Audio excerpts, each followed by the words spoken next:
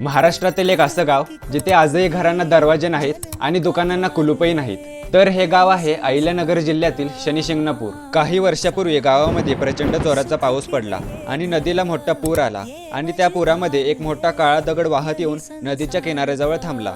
दुसऱ्या दिवशी गावकरी तो दगड पाहायला जातात आणि एक मेंढपाळ कुतूहलाने त्या दगडावर काठीने मारतो आणि सगळ्यांना धक्का बसतो, कारण त्या दगडातून रक्त वाहू लागतो। घाबरलेले गावकरी तो दगड तेथेच ठेवून निघून जातात आणि त्याच रात्री शनिदेव एका गावकऱ्याच्या स्वप्नात येतात आणि बोलतात की तो दगड म्हणजे मीच आहे।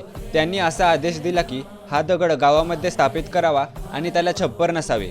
मी उघड्याच आकाशाखाली राहीन आणि या गावाचं रक्षण करीन, पण त्यासाठी एक अट होती। या गावामध्ये कोणीही घराला दरवाजा लावणार नाही आणि लोकांनी प्रामाणिक राहिलं तर या गावामध्ये कधीही चोरी होणार नाही। तेव्हापासून आजपर्यंत शनिशिंगणापूरमध्ये एकाही घराला किंवा दुकानांना, इव्हन बँकांना सुद्धा दरवाजे नाहीत। तिथले गावकरी असे म्हणतात की कोणी चोरी केली की त्यांना शनिदेवाच्या क्रोधाला सामोरे जावे लागते।